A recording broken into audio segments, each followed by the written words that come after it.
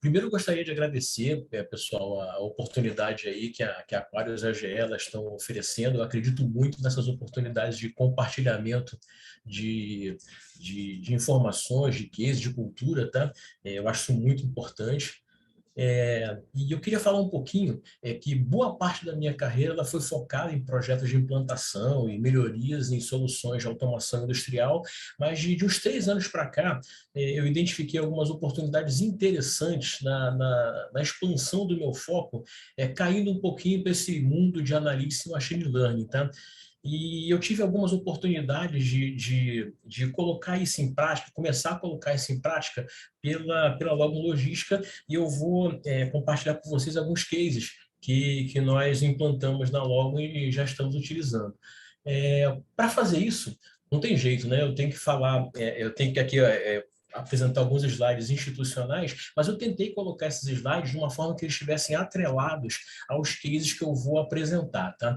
Então, a Logo, ela ela tem como principal função uma empresa de logística, né, transporte de etanol. Então, nós temos alguns terminais de captação de etanol, a gente chama de terminais de descarga de caminhões, onde a gente faz a captação e armazenamento de etanol anidro hidratado. Esses terminais eles estão próximos das principais regiões produtoras de etanol. Então, parte do nosso negócio começa aí. A gente transporta esse etanol por dutos para os grandes são parte com dutos da própria Logo, parte a gente tem uma parceria com a Transpetro para fazer esse tipo de serviço, tá? Com isso, a Logo ela consegue realizar também operações de cabotagem, né? De movimentação desse etanol por navios, incluindo até exportações também, e também a entrega de etanol diretamente por dutos para as companhias parceiras, tá? Isso aqui, a Logo começou recentemente a fazer esse tipo de operação. Por enquanto, a gente está fazendo isso para algumas companhias parceiras em Guarulhos e a gente está expandindo isso devagarinho. Para a gente entender alguns cases que a gente vai apresentar aqui, é importante a gente falar que os nossos dutos eles são polidutos, tá? Então, na verdade, a gente tem alguns dutos. Deixa eu ligar aqui o meu apontador a laser. Então, nós temos alguns dutos próprios, né, alguns dutos de parceria, e esses dutos eles são únicos, eles transportam etanol hidratado e etanol anidro. É importante falar isso porque durante os processos de bombeio de etanol, do etanol que a gente captou nos terminais de coleta, né, é muito frequente que o duto ele tem uma distribuição que a gente chama de bateladas, né? Então, o comprimento do duto, né, ele pode ter distribuído ao longo dele algumas bateladas de etanol anidro, etanol hidratado, e é importante para a equipe de operações ter uma previsão de quando que um produto vai terminar de ser bombeado e vai chegar o outro, né? E aí o que acontece? Quando a gente faz o bombeio de um produto, no momento ele está empurrando pelo duto os produtos que tinham sido bombeados anteriormente, e existe uma região de contato entre uma batelada de etanol anidro e batelada de etanol hidratado, que a gente chama de interface, né? Que é um pequeno volume que equivale à mistura dos dois produtos. E essa é uma informação importante. A localização dessas interfaces é importante para a equipe de operações se programar, para receber o produto correto da maneira adequada. Falando um pouquinho mais da Logo, a gente tem alguns terminais, né? A gente tem os terminais de Ribeirão Preto e de Uberaba, né? Que são próximos das regiões produtoras de etanol. A gente trabalha, nosso sistema de automação é o nosso padrão, né? A gente trabalha com iFix e Historia, embora essa minha apresentação ela vai ser mais focada na utilização do Historia, tá? Temos um terminal de Guarulhos também. Esse terminal aqui não é de descarregamento de caminhões, é onde a gente recebe por dutos o etanol e começa a distribuição para as companhias de Guarulhos e no futuro breve para as companhias de São Caetano do Sul, provavelmente no início do ano que vem.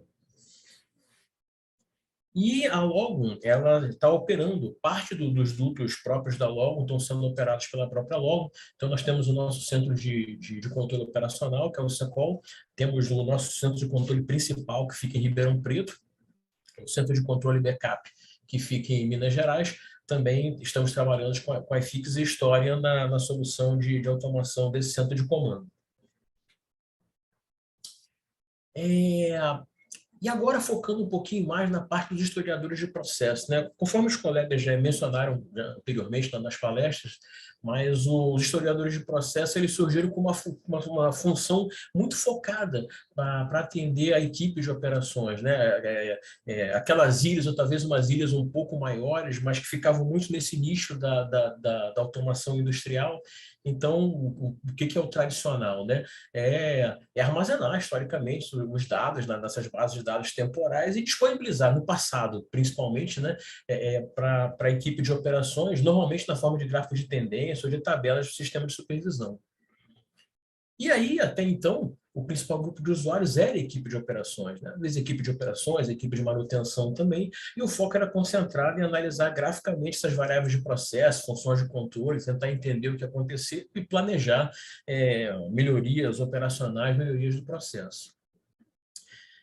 E hoje em dia, é claro, a equipe de operações ainda é e sempre será um dos principais grupos de usuário dessas informações que estão armazenadas nos historiadores de processo, só que, como os colegas anteriores também falaram, outros grupos de analistas de negócios da empresa, eles podem e devem se beneficiar dos dados de chão de fábrica, principalmente se você estabelece correlações entre esses dados de chão de fábrica e outros dados do negócio.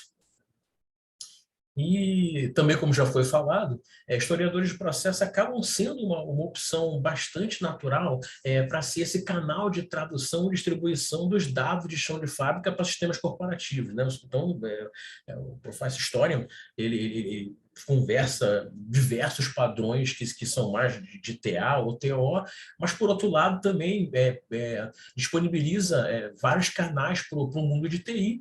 Isso merece ser utilizado, né?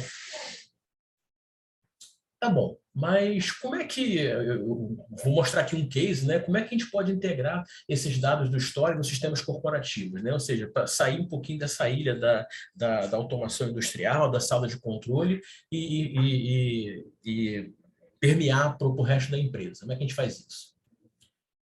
Primeiro, né, é importante frisar que um projeto de Analytics Machine Learning, ele não pode começar, eu vou coletar os dados porque eu quero coletar dados, porque isso é bacana, né? Quando você vai fazer um projeto desse, é importante que você identifique um problema de negócio a ser abordado e uma das primeiras etapas seria você buscar os dados a serem utilizados. Esses dados eles podem estar dentro da tua organização, eles podem estar fora, mas os historiadores de processo eles são uma fonte muito rica e pode ser uma fonte muito eficiente para você trabalhar o teu problema de negócio, principalmente se ele estiver relacionado com o teu ambiente industrial. E aqui a gente tem uma representação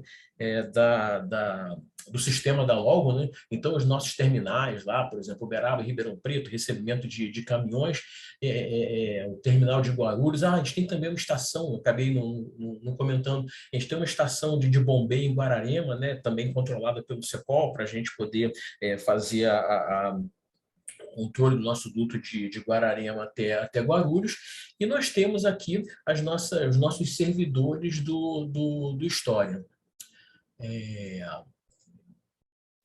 E aí, no caso da Logo, né, nós temos uma rede dedicada, essa rede é até redundante, eu não coloquei aqui, mas a gente disponibilizou uma rede dedicada e a gente faz atualizações dos dados de interesse, dos projetos que previamente foram desenvolvidos, né? A gente faz atualizações desses dados a cada 15 minutos, porque a gente utiliza esses dados nas soluções que foram desenvolvidas, né, trabalhando um pouquinho com Power BI, um pouquinho com R. O R é uma linguagem de programação estatística, né, usada dentre outras coisas, para você treinar modelos preditivos e tudo mais. E a ideia é que a gente disponibilize essas informações para os analistas de negócios e também de operações. Tá? Tá bom, mas de que maneira que o Data Warehouse ele consegue obter os dados do história? Porque aqui a gente só definiu uma topologia, né? Mas qual foi a estratégia, ou pelo menos qual foi a estratégia que a Logum adotou para poder fazer essa integração? Assim, e nós temos um Data Warehouse, né? Faz parte da nossa solução, o nosso Data Warehouse, que é banco de dados Microsoft SQL Server. Então, a gente faz a integração dessas informações no Data Warehouse e, a partir daqui, que a gente faz nossos desenvolvimentos em Power BI e R para gerar essas informações para os analistas de negócios e operações. A Logon, ela optou por utilizar a funcionalidade de OLEDB do Historian. Por que a gente tomou essa decisão? Porque nós julgamos confortável utilizar as facilidades que a linguagem SQL ela disponibiliza para a gente poder tratar os dados, fazer a carga dos dados no nosso Data Warehouse. Tá? Como já foi dito, e nas próximas palestras eu imagino que isso vai ser mais aprofundado, o Historian ele tem diversas outras formas de conectividade com o mundo de TI, mas a Logo optou por utilizar o LEDB por conta dessa facilidade que nós encontramos, a conveniência de usar a linguagem SQL, tá? E aí esse recurso LLDB é um recurso que foi desenvolvido pela Microsoft, né? O Historian disponibiliza, que permite acesso a dados de diferentes fontes, incluindo dados não relacionados. E o Historian é uma base de dados temporal, não é uma base de dados relacional, mas o LLDB ele acaba provendo uma interface onde você pode obter essas informações na forma de tabelas, de forma que esse conjunto de dados ele possa ser usado com um pouco mais de facilidade no desenvolvimento dos seus dashboards ou no treinamento dos seus modelos. E então, a gente, na nossa solução, nós fizemos a conexão de cada um dos nossos historiadores de processos através de uma funcionalidade do Microsoft SQL Server, que é o Linked Server, tá? Inclusive, no final da apresentação, eu coloco algumas referências que eu utilizei, e uma delas foi um face a face da Aquarius, né? Que é um procedimento muito completo, muito esclarecedor, que me ajudou a desenvolver essas soluções aqui. Depois, se alguém tiver interesse, lá no finalzinho da apresentação, coloco algumas referências que falam sobre isso e também sobre alguns outros recursos interessantes do Historian. Então, por fim, usando os linked servers, né, como canal de comunicação para buscar as informações dos historiadores de processo, a gente faz as nossas cargas de dados. O nosso banco de dados é o Microsoft SQL Server, usando a linguagem SQL como base. Tá bom, mas caramba, mas como é que eu vou... Me dá um exemplo, como é que eu vou usar essa linguagem SQL para facilitar esse meu ETL, esse tratamento e essa carga de dados para que depois eu consiga utilizá-las, utilizar esses dados em dashboards descritivos mais avançados e modelos preditivos. Vamos tentar explicar isso, né? Então, aqui a gente tem um exemplo. Eu vou dar aqui um zoom para facilitar um pouquinho a visualização de vocês. Mas aqui a gente tem um exemplo de uma consulta SQL através de um daqueles linked servers, tá? Então, a gente está aqui consultando o historiador do CEPOL, tá?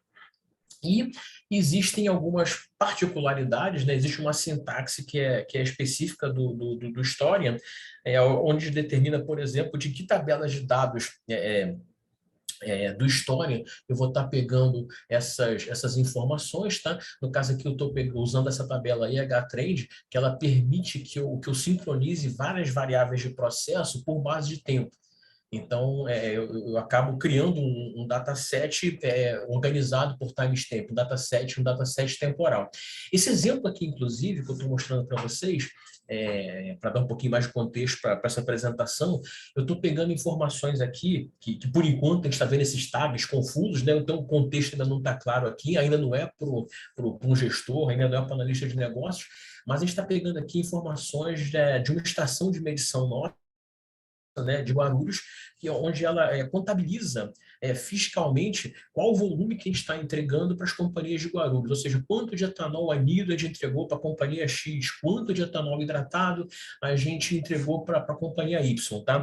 Mas focando na linguagem específica ainda do Historia, tá? Então a gente pode definir algum, por exemplo, no sampling mode, calculate, ou seja, eu posso pedir para o meu Historia devolver as informações para mim, atendendo a algum critério de cálculo, por exemplo. Como aqui é uma EMED, uma estação de medição, e eu quero saber qual o volume que foi entregue, então, eu pedi para ele mostrar o valor máximo de cada amostragem, né? Para mim não me interessa o médio, eu quero saber tudo que foi entregue.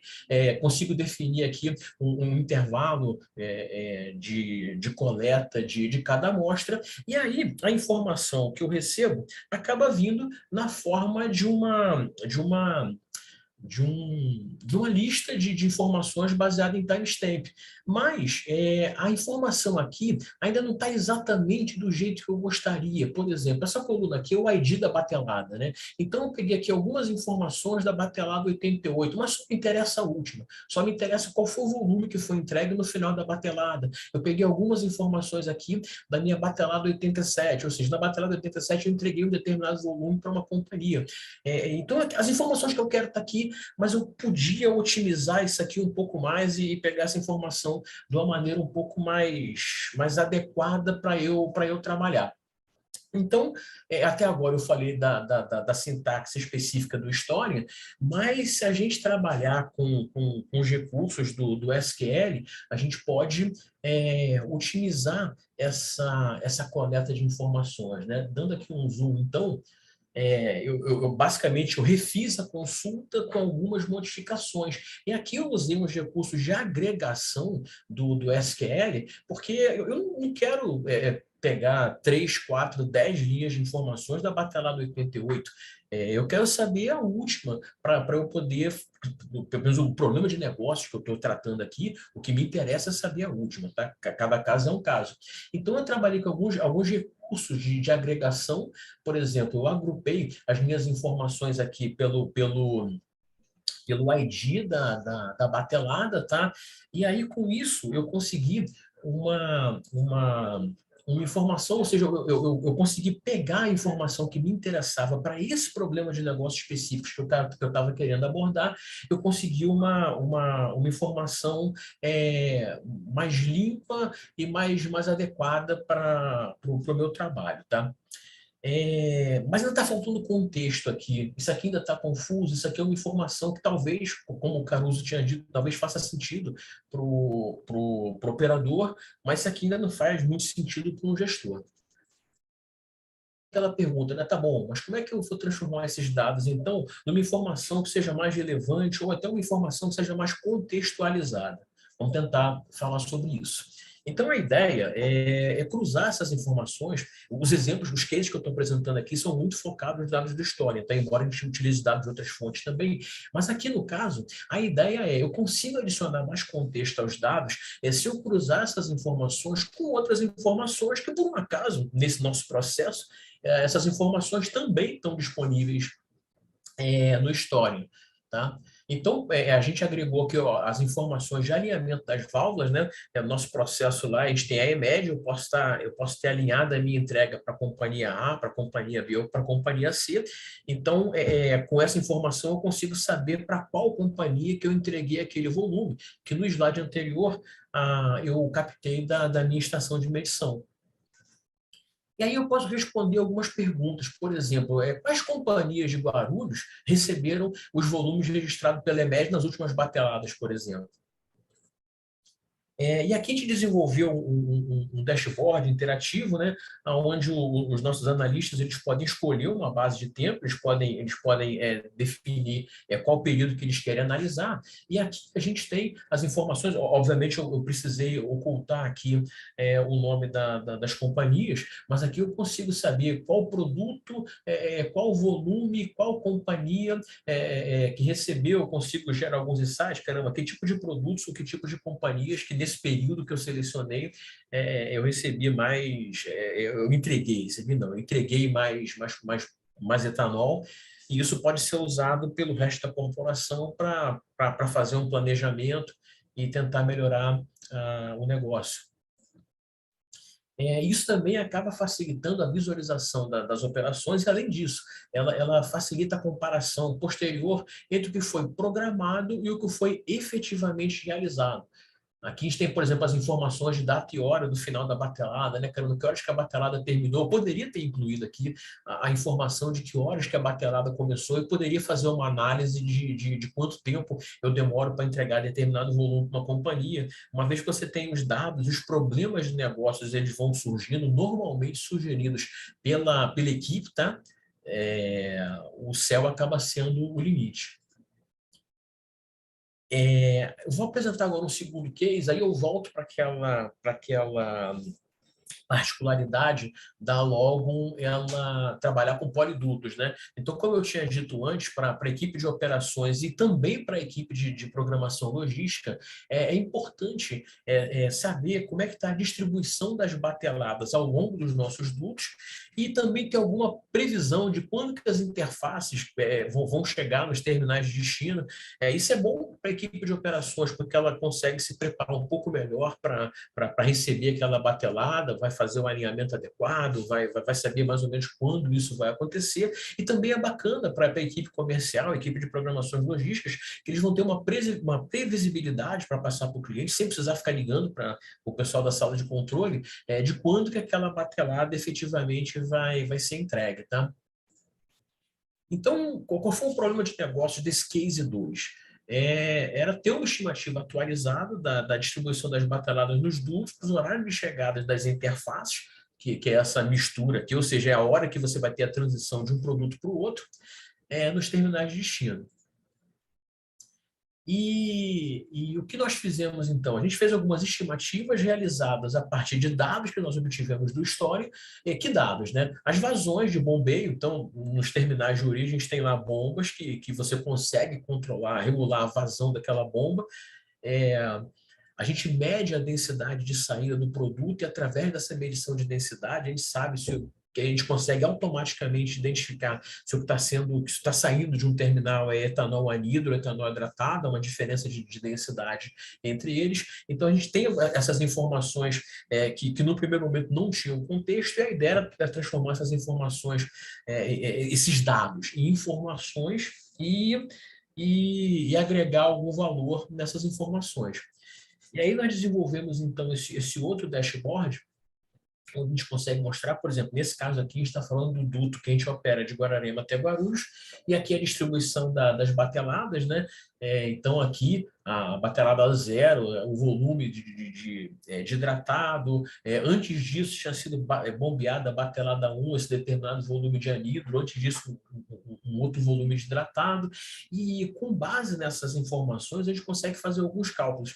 E aqui nós fazemos até algumas predições. A gente não está falando aqui ainda de um desenvolvimento de um modelo preditivo de machine learning, mas você deve chegar nesse ponto quando você precisa. E nesse caso aqui, a gente consegue fazer algumas previsões simplesmente baseadas em regras de negócio, simplesmente baseadas em cálculos, e a gente consegue passar para os analistas de operações, para os analistas de negócios, algumas informações relevantes. Por exemplo, com base na vazão média dos últimos 10 minutos e sabendo qual o volume que naquele momento está sendo entregue no terminal de destino, a gente consegue calcular quantas horas ainda vão ser necessárias desde que essa vazão média de bombeio se mantenha, né? Quantas horas vão ser necessárias para que a interface chegue.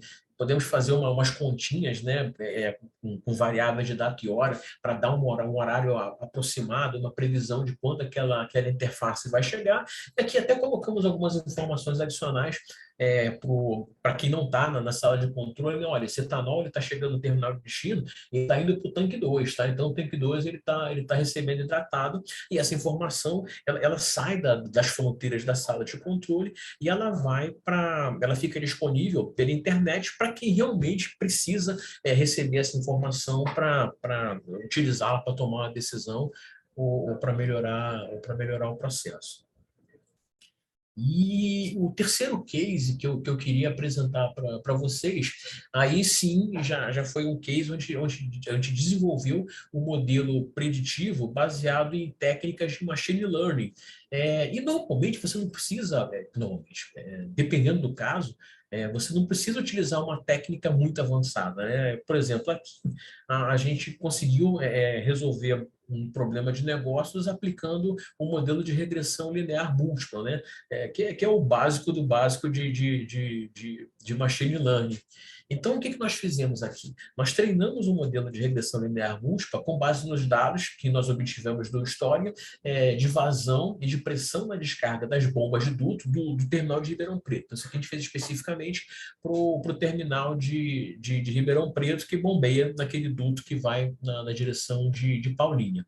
Então, essas variáveis, vazão e pressão, foram as variáveis que no nosso estudo, a ideia é que essas variáveis explicassem a potência consumida, e nós também tínhamos essa informação de potência elétrica consumida, que passou a ser a variável a ser explicada por esse modelo.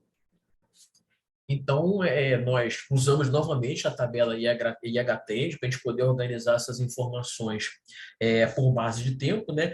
Geramos um dataset que foi posteriormente utilizado para fazer o treinamento desse modelo. Na verdade, nós utilizamos algumas técnicas, tá? Nós treinamos com machine learning, chegamos a usar árvores de regressão, chegamos a fazer uma tentativa também com redes neurais. Essas outras técnicas até apresentaram um desempenho um pouco melhor, mas não tanto que justificasse. E quando você faz uma regressão com um modelo baseado em regressão linear múltipla, é muito fácil de você implantar essa solução no outro sistema, porque vira uma equação. E aí, como o ganho que nós obtivemos nesse caso específico, a gente achou que valia a pena utilizar o modelo de regressão linear múltipla pela facilidade de implantação em outras ferramentas. E aqui, um gráfico que é uma comparação entre a potência real consumida e a potência prevista pelo nosso modelo, né? Nós utilizamos aqui algumas métricas de avaliação de desempenho. Uma delas é o coeficiente de determinação, que a gente obteve 0,92. O que significa isso?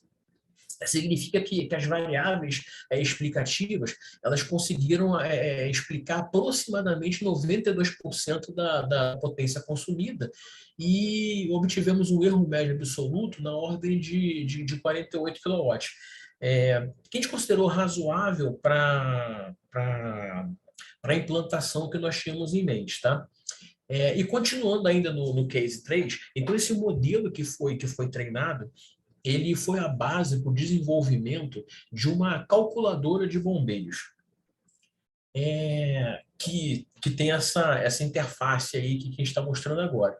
E aí, qual foi a ideia, né? O que foi desenvolvido? Então, a potência média, a energia estimada, que acaba sendo função da potência média, o custo estimado, que nós tínhamos o valor da tarifa, né, megawatt-hora, a gente transformou essas informações em parâmetros de entrada dessa interface. Parte desses parâmetros passaram a ser inputs para aquele modelo, e esse modelo nos devolveu alguns resultados, e em cima desses resultados nós fizemos alguns cálculos. Então o usuário da Logo, né, o analista, ele tem a opção de ajustar aqui os parâmetros de entrada, e aí as saídas do modelo, essa tabelinha aqui, ela é ajustada com base nessas mudanças que o usuário ele coloca, ele imputa. E aí o usuário ele consegue saber, tá legal, eu vou bombear um volume de tanto, a vazão que eu vou especificar vai ser de tantos metros cúbicos por hora, a tarifa que eu estou pagando é tanto, eu consigo saber, por exemplo, quantas horas de bombeio, isso aqui é um cálculo simples, né? Quantas horas de bombeio eu vou precisar para que esse volume seja bombeado, qual a energia que eu vou gastar, qual o custo estimado. Então, a gente consegue ter uma previsibilidade do que vai acontecer nessa operação de bombeio, que é uma das principais operações da Logo, e aonde esse custo de energia gasto é um custo importante, tá? É um custo que vale a pena ser otimizado. Inclusive, um dos parâmetros que acaba sendo colocado aqui é um indicador de eficiência, né, que pode ser comparado no futuro e pode ser melhorado. Essas são as referências, pessoal, que eu utilizei na apresentação, tá? Depois, se alguém tiver interesse, eu acredito que a equipe da Aquarius possa disponibilizar, se alguém tiver interesse em um pouco mais de detalhes sobre isso. Era isso que eu tinha para apresentar para vocês e agradeço a atenção. Obrigado.